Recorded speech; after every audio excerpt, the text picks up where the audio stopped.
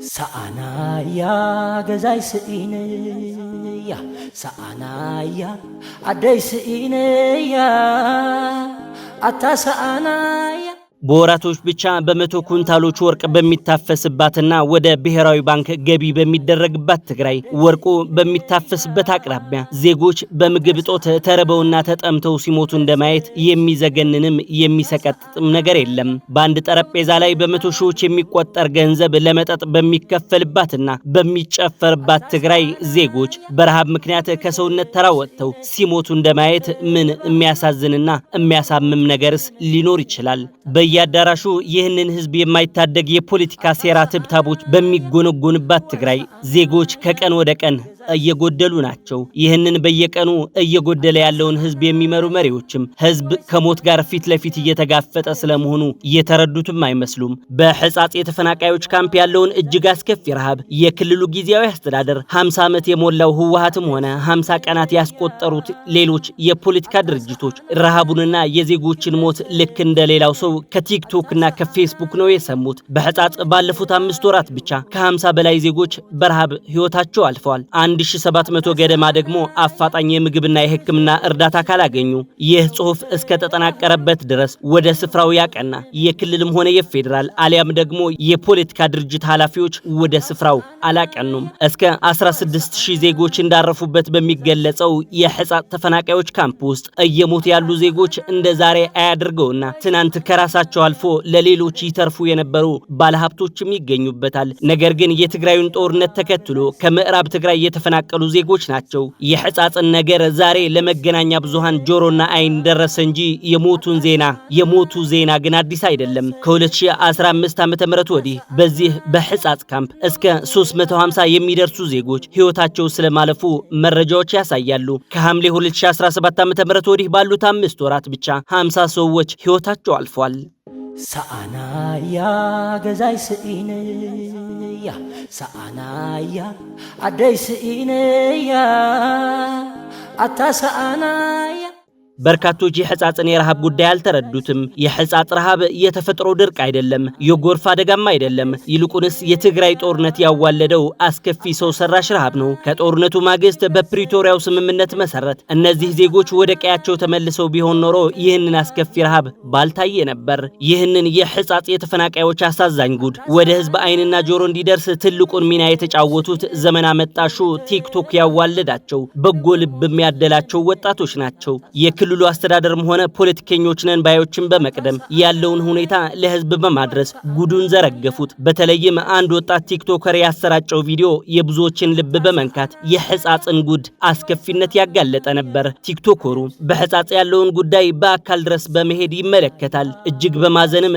በ4 ቀናት ውስጥ ተመልሶ በመምጣት ምግብ ይዞ እንደሚመለስ እጅግ በረሃብ ለተጎዱ እናቶችና አባቶች ቃል ገብቶ ይሄዳል። ከ4 ቀናት በኋላ ሲመለስ ግን እነዛ ቃል የገባላቸው እናቶችና አባቶች በህይወት አልጠበቁትም፣ አረፉ። እጅግ በተሰበረ ልብም ቪዲዮውን ሰራው። ተሸክሞት የሄደውን ዱቄት በመጣል ከ4 ቀናት በፊት ቃል የገባሁላቸው ዜጎች ሞተው ጠበቁኝ ሲል በምሬት ተናገረ። ይህ ቪዲዮ የመላው የትግራይ የኢትዮጵያና የኤርትራ ህዝቦችን አንጀት አላወሰ። ወና ሐግስ ይው ከመራዓተ ማዓልት መጽና ነርና ዓሪፈን ዘደዘን አው ከተማ ዓጻ ዝርከብ ተፈናቀልት አማዓልት ሓሪ ሞተናል ከመራዓተ ማዓልት ይው ከሐግስ መጽና ሞይተን ጻሕራና ታይሞ سأنايا غزاي سئينيا سأنايا عدي سئينيا أتا سأنايا በድጋፉ ላይ በርካታ ደጋግ ኢትዮጵያውያንና ኤርትራውያንም ታከሉበት። በተለይም በህጻጽ የስደተኞች ማዕከል ያለፉ የኤርትራ ስደተኞች አሁን አውሮፓ ላይ ሆነው ድጋፉን ተቀላቀሉ። በቅርቡ ከእስር ቤት የወጣው ጆን ዳንኤልና ሌሎች የኢትዮጵያ ቲክታከሮች ከትግራይ አመራሮች በፊት ህጻጽ ላይ ደረሱ።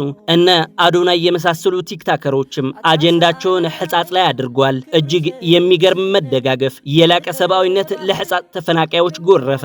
ድጋፎች በተለያዩ መልኮች እየቀጠሉ ናቸው። አሁን ላይ በርካታ ድርጅቶችም እጃቸውን ለህጻጽ መፍታት ጀምረዋል። እዚህ ላይ ከመንግስት ሚዲያዎች ቀድሞ ለህዝብ ጉዱን ከዘረገፉት ቲክታከሮች ጀምሮ አሁን ላይ ድጋፉን እያሰበሰቡ እስካሉት ሁሉም ኢትዮጵያውያንና ኤርትራውያን እጅግ የላቀ ምስጋና ይገባቸዋል። ለመሆኑ ህጻጽ ምንድነው? ህጻጽ የት ነው?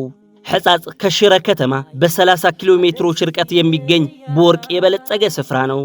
ይህ ስፍራ የኢትዮጵያ መንግስት የኤርትራን መንግስት ጥለው ወደ ኢትዮጵያ የሚገቡ ኤርትራውያን ስደተኞች ካምፕ አድርጎ በ2005 ዓ.ም የመሰረተው ስፍራ ነው። ይህ ሕጻጽ የኤርትራ ስደተኞች ካምፕ በትግራይ ላይ የተከፈተውን ጦርነት ተከትሎ በካምፕ የነበሩ ኤርትራውያን ወደ ሌሎች የኢትዮጵያ ክፍሎች እንዲዘዋወሩ የተደረገበት ሲሆን ካምፑ ከትግራዩ ጦርነት በኋላ ከምዕራብ ትግራይ የተፈናቀሉ ዜጎች በጊዜያዊነት እንዲያርፉበት የተደረጉበት ስፍራ ነው። ሕጻጽ ማለት ጊዜያዊ ማቆያ ሲባል ወደ ቀያቸው እስኪመለሱ ድረስ በሚል ቢሆንም የፕሪቶሪያው ስምምነት የተፈራረሙት ህወሓትና የፌደራል መንግስቱ ስምምነቱ ወደ ገቢር ባለመቀየራቸው ምክንያት እስካሁን ድረስ በሕጻጽ ከ350 በላይ ዜጎች በረሃብ አልቀዋል።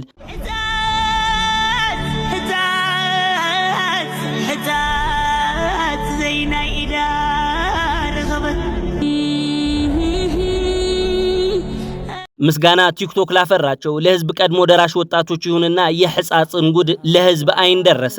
በርግጥ ይህንን አስከፊ ረሃብ በሕጻጽ ለካሜራ አይን ደረሰ እንጂ ተመሳሳይና ያው ነው ያለው። ለሕጻጽ እየተደረገ ያለው ርብርብ በቃላት የሚገለጽ አይደለም። ነገር ግን ይህ ዘላቂ መፍትሄ ሊሆን አይችልም።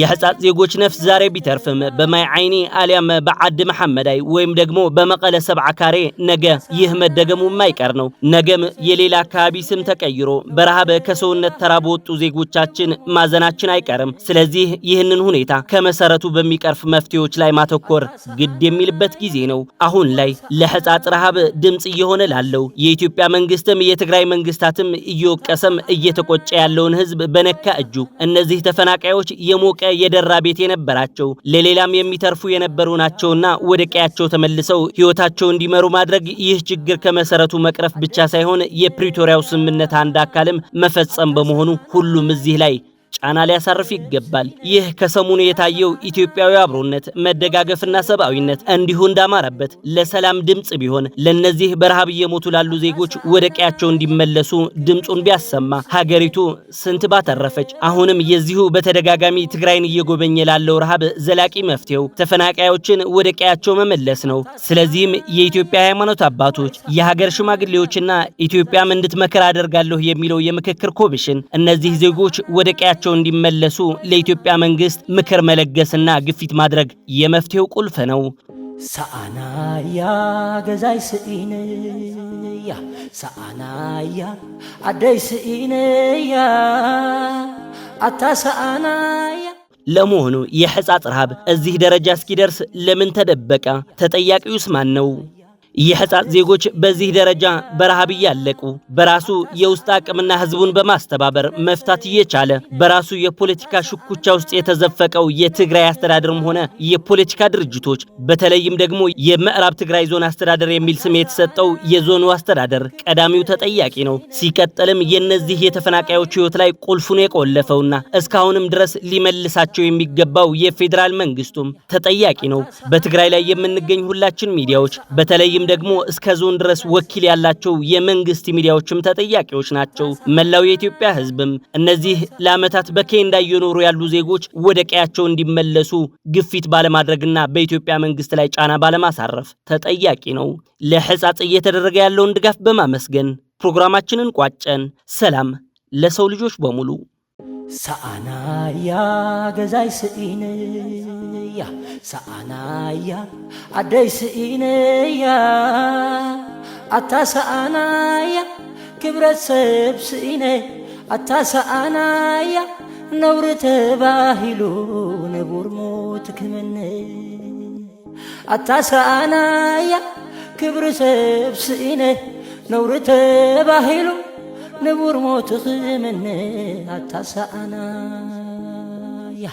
أتاسا أنايا وايسا أنايا جزاي سئيني أتاسا أنايا وايسا أنايا علم سئيني